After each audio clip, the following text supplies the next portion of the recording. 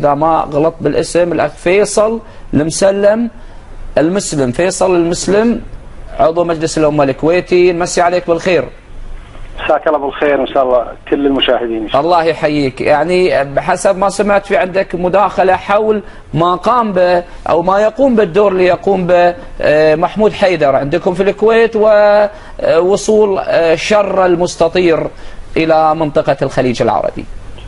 طيب، بسم الله والحمد لله والصلاة والسلام على سيد خلق الله محمد بن عبد الله وعلى آله وصحبه أجمعين. أنا في البداية شاكر لكم هذا الاتصال، وقبل الكلام لابد من إرسال سلام لأهل البحرين ودعاء لله عز وجل أن يحفظ كل أهل البحرين من كل من أراد بهم شر، وليعلم الجميع بأن ما يصيب البحرين يحزننا ويؤلمنا كخليجيين وكويتيين. فلذلك كناطق رسمي باسم كتلة التنمية البرلمانية دعينا إلى تجمع غدا مهرجان خطابي كبير، دعينا الشعب الكويتي كله، وسيشارك فيه أكثر من 20 نائب، تقريبا نصف البرلمان، يمثلون كل شرائح المجتمع ومناطقه، تحت عنوان خليجنا سورنا. نهدف من خلاله إلى إرسال رسالة حقيقية معبرة للشعوب وحكومات دول مجلس التعاون، خلاف حقيقة للرسالة اللي أوصلتها الحكومة. قد يكون في رسالة الحكومة الكويتية بعض مآخذ كبيرة حنا تحفظنا عليها ابتداء، لذلك سنرسل رسالة شعبية معبرة بهذا الاتجاه، وأيضا رسالة بعيدة عن النفس الطائفي حقيقة، إنما هي رسالة تعبر عن موقف أن هذا الخليج ودوله هي امتداد شعبي وعمق استراتيجي وسياسي، لا ننسى فضلها وموقفها البراق أثناء الغزو العراقي الغاشم لدولة الكويت، وأيضا المصير والوحدة بيننا كشعوب وأهل.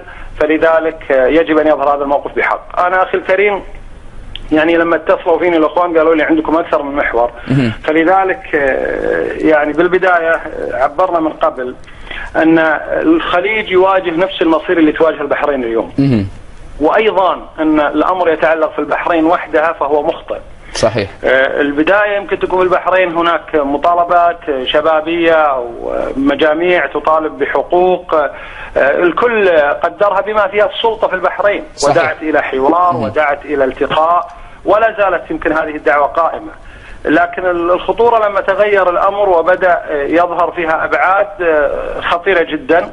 هذه الأبعاد احنا ذكرنا من قبل أن يعني مصدرها إيران مع الأسف. يعني إيران ما كان ينبغي، والأمل شيء والواقع شيء، ما كان ينبغي أن يكون من هذا، لكن إيران بواقع الحال من واقع الرفض وممارساتها وعلنية الممارسات هي رأس الشر اليوم، وهي الخطر الأول على الخليج.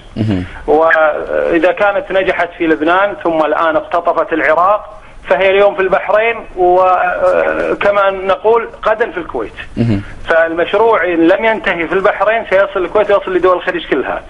ولذلك إيران أدواتها، بل أسوأ أدواتها، هي استغلال غلاة المتطرفين، وأيضا من خلال عملاء تستخدمهم في مثل هذا الأمر. دعني أوضح أيضا أن لا يمكن أن أكون أقصد أو أي عاقل يقصد أن الكلام عن عملاء إيران أن نقصد كل خليجي شيعي بأن عميل، لا معاذ الله. قطعا لا. الشيعة مواطنين لهم ما لنا وعليهم ما علينا، ومن يخرج عن القانون فلا يلومن إلا نفسه.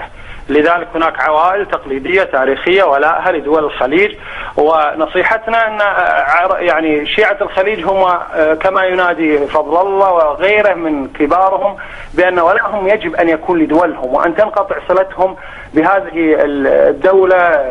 إيران دولة توسعية، دولة لها أهداف تريد احتلال دول الخليج وإثارة الغلاقل، وتستخدم من يعني يعمل معها لمشاريعها وليس لمشاريعها. وأعتقد أن الأمثلة كثيرة جدا على خذلانها لمن تبعها تاريخيا. هذا يعني أبرز ما يمكن أن نقوله كمداخلة. لكن ذكر لي أيضا كأن عندكم كلام عن بعض الوسائل الإعلامية الكويتية وموقفها. صحيح. أنا عذرا ما شاهدت الحلقة يعني. احنا حتى أيضا نوزع الوقت أيضا الأخوي أستاذ فيصل المسلم فيما يتعلق بحديثنا اليوم. أيضا فيصل الشيخ أيضا لحق علينا في الحديث، كنت أنا بوجه له سؤال عن قضية الخلايا النائمة اللي أطلت برأسه مرة واحدة، وكأنها استعجلت الخروج الموج أو ركبت الموجة وظنت أنه حان الوقت لتنفيذ هذا المخطط أو تنفيذ هذه الأجندة اللي في بالها، واللي تخدم مثل ما قلنا خطة معدة سابقا أو تخدم هذه الدولة، واللي نضعها بين هلالين دائما، الخطة الصفوية. أخوي فيصل، لك تعليق على اللي سمعته أو طبعا تريد ترد على هذا السؤال؟ لا، كلام أخوي فيصل يعني واضح، الكويتيين شوف موقفهم واضح. خلني أرجع إلى النائب الأستاذ فيصل المسلم. أستاذ فيصل، يعني مثل ما قلنا احنا نريد أن نبين مواقفكم لشعب البحرين ولشعب الكويت أيضا.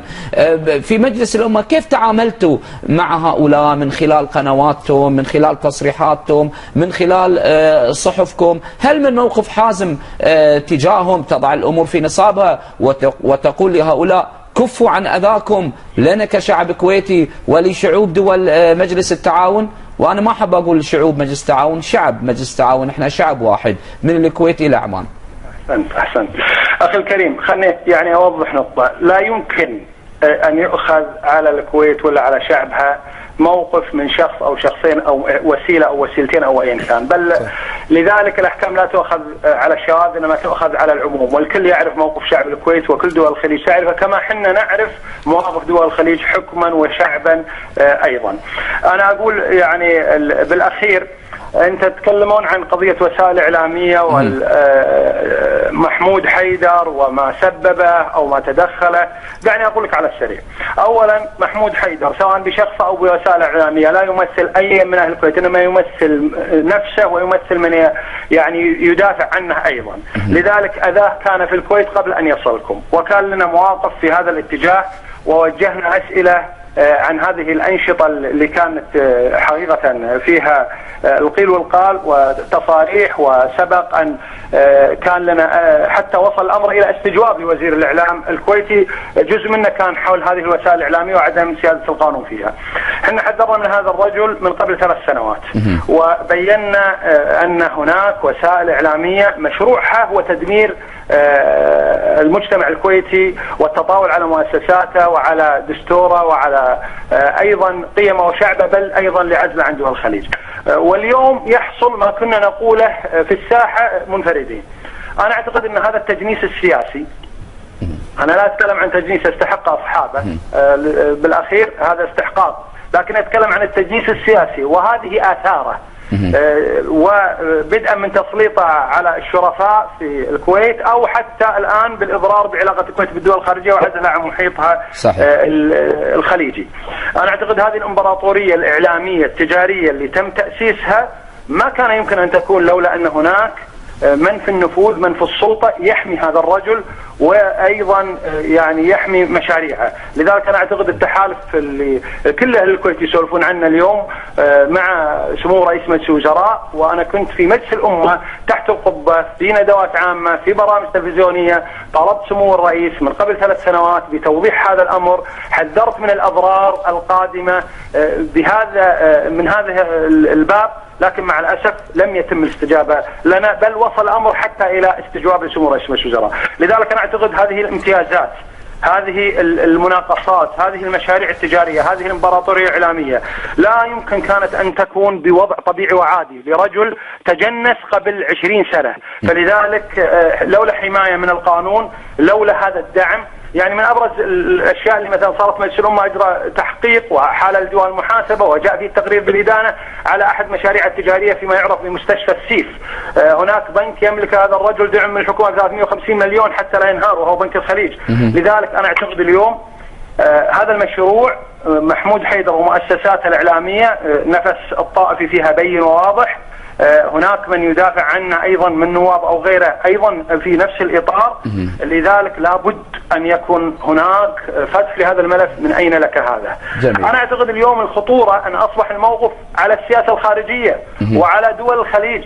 ولعلمك كتلة التنمية والإصلاح بالتعاون مع الأخ الفاضل محمد هايف، النائب محمد هايف، أعلنت عن توجيه استجواب لرئيس مجلس الوزراء محوره هو إضرار هذه الحكومة بعلاقاتها بدول مجلس التعاون هي الامتداد الطبيعي والاستراتيجي والسياسي، فلذلك الإضرار بعلاقة الكويت بدول مجلس التعاون هو إضرار بأمن القومي للكويت. أنا أعتقد أن المشاريع أو الإضرار اللي حصل سواء بالنسبة للسعوديين أيام مشكلة الحوثيين في اليمن، أو من خلال إعلام اليوم محمود حيدر في قناة العدالة قناة الدار بمهاجمة صريحة بالاسم السعودية يتهمها بأنها جيش احتلال، دولة احتلال، هاجمت المساجد، قتلت المواطنين البحرينيين، كل هذا الكلام، بل وصل التطاول من قبل محامينه ونوابه إلى رموز في السعودية كالملك عبد الله أبو متعب أو قضية بعض المشايخ. هذا الأمر لا يمكن أن يكون يمثله الكويت ولا يمكن أن نقبله، ولذلك الحكومة هي مسؤولة عنه. ألو؟ تفضل. لذلك الحكومة هي المسؤولة عنه وعن سيادة القانون، والحكومة الآن بعد ضغطنا أحالت إلى النيابة بموجب قانون المرئي والمسموع، رغم أن هناك كثير من القانونيين والمطالبات بأن يكون كان المفترض على أساس قانون أمن الدولة في هذا الاتجاه، لأنه إضرار بعلاقات الدول الخارجية، علاقة الكويت بدول مجلس التعاون. أعتقد في البحرين الآن أنا وجهت سؤال برلماني، لو وصلني معلومات أن الحكومة البحرينية أبلغت الحكومة الكويتية قبل 3 أسابيع عن احتجاجها على تدخلات محمود حيدر. أنا أعتقد حنا كنا بالعلن وبالبحرين لم يذكر كلمة عن هذا الرجل وهذا التدخل، وأنا سألت سؤال برلماني نشر في كل الصحف الكويتية عن هذا التدخل، وإلى الآن أنتظر الإجابة من الحكومة الكويتية، وأطالب الحكومة وأحذر الحكومة من عدم الإجابة عن هذا السؤال. لذلك أيضا اليوم الخبر اللي أمس طلع بأن البحرين منعت محمود حيدر من الدخول، وسأوجه سؤال عن أسباب هذا المنع، لأن كله يصب في قضية تقطيع العلاقات والإضرار بعلاقة الكويت بدول شقيقة ودول مجاورة. لذلك أنا أقول، وأن كنا نحذر من الطائفية، وأن كنا نقول الفتنة نائمة وننعم من إيغاظها، لكن هذا وأن كنا ندعو إلى التعايش السلمي واحترام بعضنا البعض، وهذا لا بد أن يكون، لأن هذا ما ينبغي شرعا وعقلا، لكن بالأخير لا يمكن أن نسكت عن أيا كان، ولا المعيار هنا أنه شيعي ولا سني ولا كويتي ولا خليجي ولا بحريني، أيا يكن، ما دام أنه يعيش بيننا، وبالتالي الأمر أعظم وأمر إذا كان يحمل جنسيتنا أنه يضر بإخواننا أو يضر بأمننا أو يضر في سمعة الكويت. لذلك هذا لا يعني مثل ما قلت المطالبات بالتعايش السلمي أو التوافق أن يكن أن نسكت عمن يريد ضرب وحدتنا أيا يكن. أنا أعتقد لذلك اليوم الحكومة الكويتية مطالبة بمطالبة صريحة واضحة بأن لا يكون الإجراءات اللي قاعد تتخذها إبرة بنج، ونقول لسمو رئيس مجلس الوزراء مع كل التقدير وللحكومة الكويتية أيضا، هذا الأمر لن يمر. الإجراءات المطلوبة إجراءات حقيقية، ولذلك الاستجواب اللي أعلنت الكتلة قائم وسيكون له موعده وسيقدم في هذا الاتجاه، وهو قد يكون أول استجواب يوجه على علاقة الكويت بمحيطها الخارجي.